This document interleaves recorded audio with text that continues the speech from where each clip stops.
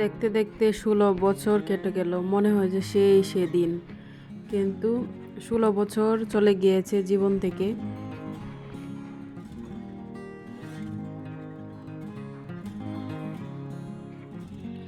Hello everyone, আসসালামু আলাইকুম। Lifestyle with Shashi channel থেকে আপনাদের আরও একবার স্বাগত জানাই। তো নতুন একটি ভিডিও নিয়ে চলে এসেছি। তো আজকে আমাদের আসলে স্পেশাল দিন। তো দেখতে দেখতে 16 বছর পেরিয়ে গেল। ওই একদম ছোটোবেলা 12-13 বছর বয়সে বিয়ে হয়েছিল। তো আজকে 16 বছর চলে গেল। মনে হয় যেন সেই দিন, মনে হয় যে সে কয়েকদিন আগে। কিন্তু দেখতে দেখতে এখন প্রায় বুড়ি হয়ে গেলাম। জীবন থেকে অনেকগুলা বছর মনে হয় যে চলে গেল। সুখ দুঃখ আনন্দ কান্না সব মিলিয়ে আসলে জীবনটা কেটেছে, আর ভবিষ্যতেও কাটবে। তো সকালবেলা উঠে এখানে একটু চা বানিয়ে নিতেছি। তো আজকে বাসায় অনেক রকমই রান্না করব, যতটুকু পারবো আর কি। আর আমার হাজব্যান্ড কিন্তু বাসায় নেই, ও কিন্তু বাড়িতে রাতের বেলা আসবে। তো ও যেহেতু নেই, তো কি করব, একলার জন্য আর কি করা যায়। তো ভাবলাম যে আস্তে করে করতে থাকি। তো এখানে একটু চা বিস্কিট খেয়ে নিব, আর বাচ্চারা ওই চা বিস্কিটটা খেতে খুবই পছন্দ করে। তো আমার খুব ইচ্ছে ছিল যে আজকে লাঞ্চে বাহিরে খাবো, লাঞ্চটা বাহিরে করব। কিন্তু কি আর করা। তো আমার হাজব্যান্ড বলতেছিল যে তুমি যাও বাচ্চাদের নিয়ে। তো ভাবলাম যে না, একদমই না, তোমাকে ছাড়া তো যাবই না। যখন আরেকবার সময় হবে তখন সবাই একসাথেই যাব। তো ওর আসলে দোকান নিয়ে, ব্যবসা নিয়ে একটু বেশি ব্যস্ত। ও যেতে পারবে না, বা একটু তাড়াতাড়ি ও আসতে চেয়েছিল কিন্তু পারে নাই, রাতের বেলায় আসবে। তো ভাবলাম ঠিক আছে, এত প্রেশার করার কিছু নেই। তো জীবন তো কিন্তু চলে যাচ্ছে, এখানে এখন বুড়ি হয়ে যাচ্ছি। এখন আসলে ওরকম স্পেশাল কিছু এখন আর মনে হয় না। জাস্ট দিনটা মনে রাখার মতোই আর কি মনে হয়। তাই একটু মনে রাখার মতো আর কি। ওরকম স্পেশাল এখন আর মনে হয় না। তবে অতীতের দিনগুলো আসলে খুবই মিস করি। জীবন থেকে আসলে দিনগুলো চলে যাচ্ছে। তো জীবনে যে সুখ দুঃখ সবই ছিল। তো জীবন থেকে আসলে অনেক কিছু পেয়েছি, আবার অনেক কিছু হারিয়েওছি। তো সেগুলা এখন আর মনে করতে চাই না। তো ভবিষ্যতে কি হবে, কি পাবো, এটাই হলো বড় কথা। তো আজকে আমি যা যা রান্না করব, তো আপনাদের সাথে তাই শুধু শেয়ার করব। আজকে শুধু রান্না বান্নার একটা ব্লগ আপনাদের সাথে শেয়ার করছি, যে আমি আজকে সারাদিন কি কি রান্না বান্না করছি। মানে রান্না বান্না ব্লগ আর কি, যাই বলেন, রান্না বান্নার খাওয়া দাওয়া আর কি। তো আজকে শুধু এগুলাই শেয়ার করব যে আমি আজকে সারাদিনে কি কি রান্না করেছি। তো এখানে আমি গরুর মাংস রান্না করব। তো গরুর মাংস বোনাটা আমার হাজব্যান্ড খুব পছন্দ করে। তো এখানে আমি চিকেন পাকোড়া করব। এর জন্য আমি সব রকম মশলা এখানে আমি দিয়ে নিতেছি। যে মুরগির যে বুকের মাংসটা থাকে, এটা আমি একটু পিস পিস করে লম্বা লম্বা করে একটু কেটে নিয়েছি। তো এখানে আমি সব রকম মশলা দিয়ে নিয়েছি, আর এখানে দিয়ে নেব কিছুটা ময়দা আর কিছুটা কর্নফ্লাওয়ার দিয়ে দিয়েছি। এই যে টমেটো সস, সয়া সস, আদা রসুন যা দেওয়ার তাই দিব আর কি। আর এখানে গরুর মাংস বোনা করে নেব। আমার ইচ্ছা ছিল যে গরুর মাংস দিয়ে একটু বিরিয়ানি রান্না করব। তো আমার হাজব্যান্ডের কথা চিন্তা করে তারপরে কিন্তু আর বিরিয়ানিটা রান্না করি নাই। তো আমার হাজব্যান্ড শুকনো খাবার একদমই আসলে পছন্দ করে না, খেতে চায় না। বিরিয়ানিটা যেহেতু একটু শুকনো থাকে, তাই ও বেশি পছন্দ করে না। এটা চিন্তা করে আর রান্না করি নাই। তো এখানে আমি কয়েক পিস মাছ ভাজা করে নিব আর কি, মাছটা ভেজে নিব। তো শুধু আমারটা চিন্তা করেই যে আমি রান্নাবান্না করব তা কিন্তু না। তো দুইজনেরটা চিন্তা করেই কিন্তু আমি আজকে রান্নাবান্নাগুলো করছি। আর আমার হাজব্যান্ড গরুর মাংসের যে বোনাটা, এটা আসলে খুব বেশি পছন্দ করে, তাই আমিও পছন্দ করি। এর জন্য এটাই রান্না করছি আর কি। আর পোলাও রান্না করতাম, কিন্তু পোলাওটা আসলে আমার হাজব্যান্ডে বেশি একটা খেতে চায় না, এই জন্য পোলাওটাও রান্না করি নাই। সাদা ভাত দিয়ে খাওয়া হবে আর কি। মানে একদম সিম্পল ঘরোয়াভাবে, জাস্ট দিনটা মনে রাখার জন্যই আর কি, আর এত স্পেশাল কিছু না। তো এখানে আমি রাইস কুকারে আজকে মাংসটা রান্না করছি। যেহেতু আমার হাতে সময় আছে, অনেকটা সময় নিয়ে আমি রাইস কুকারে মাংসটা কষিয়ে কষিয়ে রান্না করব। মানে আস্তে করে হতে থাক, এত তাড়া নেই আর কি। যেহেতু আমার হাজব্যান্ডের রাতে আসবে, এর জন্য একটু আমি বিকালই রান্নাটা বসিয়ে দিয়েছি। আর এখানে আমি মাছটাও ভাজা করে নিব, একটু লাল লাল করে কড়া করে মাছটা ভেজে নিতেছি। আপনারা সবাই আমার জন্য দোয়া করবেন, আমার হাজব্যান্ডের জন্য দোয়া করবেন, এই দিনটা যেন বছর বছর ঘুরে, তো অনেক বছরই যেন আবার ফিরে আসে, এটাই দোয়া করবেন। আমরাও দোয়া করি সবাই যেন ভালো থাকে, সুস্থ থাকে, এই দোয়াই করি। আল্লাহ সবাইকে হেফাজত করুক, আমিন। তো এই যে চিকেনটা কিন্তু আমি এভাবে লম্বা লম্বা করে পিস করে কেটে নিয়েছি। তো চিকেন পাকোড়াটা এখন আমি ভেজে নেব। তো সব রকম মশলা আমি এখানে দিয়ে নিয়েছি, দিয়ে এখন কিন্তু আমি তেলের মধ্যে ভেজে নিব আর কি। আর এটা আসলে খাবারটা এত মজা হয় কি বলবো, যারা বাসায় ট্রাই করেন নাই একবার বাসায় ট্রাই করে দেখবেন, খুবই সুস্বাদু একটা খাবার, আর আমার বাচ্চারা তো খুবই পছন্দ করে। তো এখানে আমি একটা ডিমও দিয়ে নিলাম, ডিমটা আসলে দিলে ভালো হয়। আর ডিমটা যেহেতু দিয়েছি, এখন আমি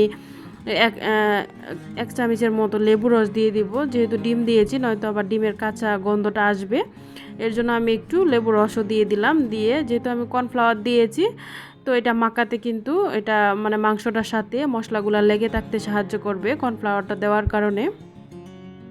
তো সবগুলো এখন আমি মাখিয়ে তারপর কিন্তু আমি তেলটাও গরম করতে বসিয়ে দিয়েছি। তো তেলটাও কিন্তু এখন আমি তেলের মধ্যে আমি দিয়ে ভেজে নেব। একটু তেল বেশি দিতে হয়, কম তেলে আবার ভাজা যাবে না। তো একটু কালার হওয়ার জন্য কিন্তু আমি একটু জর্দার রং একটু সামান্য পরিমাণে দিয়েছি, তাহলে কি হয় কালারটা একটু দেখতে সুন্দর হয় আর কি, এর জন্য। তো এই যে এখন আমি মশলাগুলা মাংসের সাথে লাগিয়ে লাগিয়ে এইভাবে একটা একটা করে ভেজে নিতেছি, তেলের মধ্যে ছেড়ে দিব আর কি। একটু সময় লাগে, 5-6 মিনিটের মতো সময় লাগবে। এই যে কালার চলে এসেছে, একদম লো আছে, আমি এটা ভেজে নিয়েছি, আর মুচমুচেও হয়েছে, আর খেতে আসলে এতটাই মজা, না খেলে বোঝাতে পারবো না। তো আমার এক ব্যাচ কিন্তু ভাজা হয়ে গিয়েছে, এখন আমি এগুলাই বাচ্চাদেরকে দিয়ে দিব, এখন বাচ্চারা সস দিয়ে এখন খেয়ে নেবে।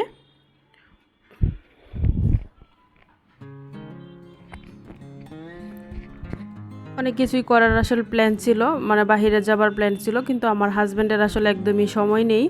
ওর আসলে এই মাসে দোকানের হালখাতা আছে, জানি না কোন কোন আপুরা আবার হালখাতা চিনেন কি না।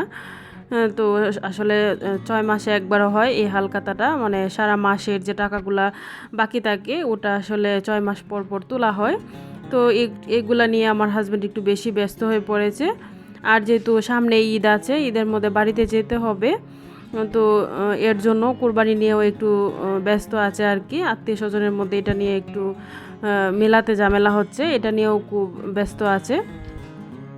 আর বাড়িতে একটা ঘরের কাজ চলতেছে, এটাও আসলে শেষ হয় নাই, এর জন্য ও একটু সমস্যা হচ্ছিল যে বাড়িতে মিস্ত্রি কাজ করতেছে, মানে আসাটা কঠিন হয়ে যাচ্ছে আর কি। তো সব মিলে আসলে একটু ব্যস্ত বেশি, তো কিছু করার নাই, আমি আসলে মানিয়ে নিয়েছি। তো এখানে আমি একটা ডাব বানিয়েছি, তো ডাবটা দিয়ে আমি আজকে ডাবের পুডিং করব আর কি। তো আমি এই প্রথম করছি, জানি না কেমন লাগবে। তো ডাবটা আসলে এত ছোট ছিল, মানে একদম অল্পই পানি হয়েছে আর কি, মানে ছোট্ট একটা পুডিং হবে। তো এইটার মধ্যে আমি এখন ডাবের পানিটার মধ্যে আমি 1 চামচ চিনি দিয়ে নিয়েছি, আর এখানে আমি দিয়ে দিব আগার আগার পাউডার 1 চামচের মতো দিয়ে দিব আর কি। একদম অল্প পরিমাণে দিলে কিন্তু মানে জমাট হতে চায় না আর কি, আমি যতটুকু বুঝলাম, একটু বেশি দিতে হয়। তো এখন আমি আগে পাউডারটা মিশিয়ে নিব, পানির মধ্যে মিশিয়ে তারপর চুলাটা অন করব আর কি। তো এই যে আমি এখন ভালোভাবে মিশিয়ে নিতেছি।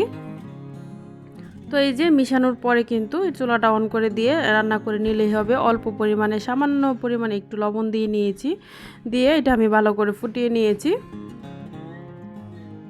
তো ভালো করে ফুটানোর পরে আমি এই যে বাটিগুলোর মধ্যে রেখে দিয়েছি। তো 10 মিনিট রাখার পরেই কিন্তু এটা জমাট বেঁধে গিয়েছে, মানে একটা জেলি হয়ে গিয়েছে আর কি। তো পাউডারটা ঠিক মতন দিলে মানে জেলি হতে বেশি সময় লাগে না। তো জেলিটা এখন আমি এভাবে টুকরো টুকরো করে পিস করে কেটে নিব আর কি, মানে তাহলে পুডিংটা দেখতে সুন্দর হবে। তো আগে যেহেতু আমি কখনোই বানাই নাই, এই প্রথম, তো আসলে নতুন নতুন অনেক কিছু করতে গেলেই কিন্তু নতুন নতুনভাবে অভিজ্ঞতাও হয়। তো এই যে জেলিটা কিন্তু খুব সুন্দর হয়েছে, পুডিংয়ের যে জেলিটা দেখতেই পারতেছেন খুব সুন্দর হয়েছে। তো এটা আমি কেটে নিয়েছি, আর যে বাটিটার মধ্যে আমি পুডিংটা সেট করব এটার মধ্যে আমি জেলিগুলা এভাবে রেখে দিয়েছি আর কি।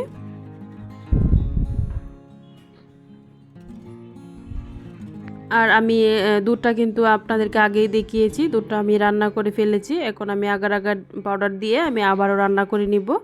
তো দুটার মধ্যে আমি এখন আবারও চিনি দিয়ে নিয়েছি, চিনিটাও প্রায় শেষ হয়ে গিয়েছে, তো যতটুকু পরিমাণে লাগবে আমি দিয়ে নিয়েছি। আর এখানে আমি আগার আগার পাউডার দিয়ে দিব, দিয়ে সামান্য 1 চিমটি পরিমাণ লবণ দিয়ে আমি ভালো করে কিন্তু এটা দুধটা রান্না করে নিব। দুধটা আগে থেকে জাল করা, তারপরে এখন আবার একটু ফুটিয়ে নিব। আসলে পুডিং, ডাবের পুডিং বা যাই পুডিং বলি না কেন, খুবই কিন্তু সহজ। যে পারে তার জন্য কিন্তু খুবই সহজ, আর যে না পারে তার জন্য কিন্তু খুব কঠিন। এই যে দুধটা ভালো করে ফোটানোর পরে এখন কিন্তু আমি ডাবের যে জেলিগুলো আছে এগুলোর মধ্যে দিয়ে নিয়েছি। তো এইভাবে পুডিংটা কিন্তু আমি রেখে দিয়েছি। তো এর মধ্যে আমার হাজব্যান্ড চলে এসেছে, তো আমার মেয়ের জন্য একটা আইসক্রিম এনেছে, তো ও কিন্তু এতেই খুশি। তো এখানে কেক এনেছে একটা, আর মিষ্টিও এনেছে। তো অনেকটাই কিন্তু রাত্র হয়ে গিয়েছে, 9টার উপরের মতো বাজে ও এসেছে। এই যে এই কেকটা আনা হয়েছে আর কি, আমি বলেছিলাম যে একটু ছোটোর মধ্যে আনতে, কেননা এই ক্রিমওয়ালা কেকগুলো আসলে বাসায় কেউ তেমন খেতে চায় না। তো আমার হাজব্যান্ড বলতেছিল যে আমার খিদা লেগেছে, যেহেতু অনেকটা দূর থেকে এসেছে, যে আমাকে খাবারটা দিয়ে দাও। তাই আমি ওর জন্য বা আমরা সবার জন্যই আমি খাবারটা বেড়ে নিয়েছি, একদম সিম্পল আর কি। তো খাবার দাবার খাওয়ার পরে আমরা একটু মুভি দেখতে বসে গিয়েছিলাম, তা অনেকটা রাত্র হয়ে গিয়েছে। তো আমার বাচ্চারা বলতেছিল যে এবার ঘুমিয়ে যাব, কেকটা কেটে নাও।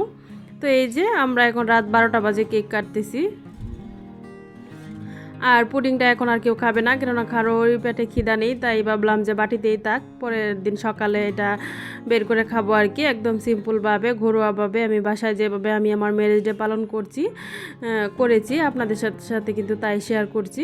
তো জানি না আপনাদের কাছে কার কার কাছে কেমন লেগেছে, তো অবশ্যই আমাকে কিন্তু কমেন্ট করে জানাবেন। তো সবাই ভালো থাকবেন, সুস্থ থাকবেন। আজকের মতো ভিডিওটি এই পর্যন্তই। তো কেক খেতে খেতে কিন্তু বিদায় নিয়ে নিয়েছি। আল্লাহ হাফেজ, আসসালামু আলাইকুম।